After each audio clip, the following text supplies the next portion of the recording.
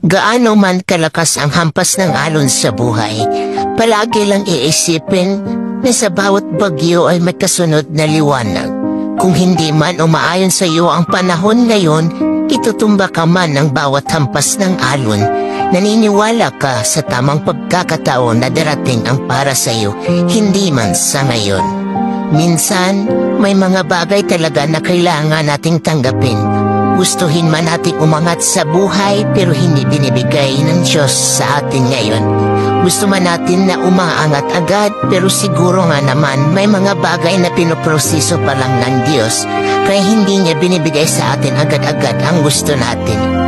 Lahat naman ng bagay may dahilan. Kailangan lang natin hintayin sa tamang panahon yung mga sagot sa tanong natin. Thank you guys!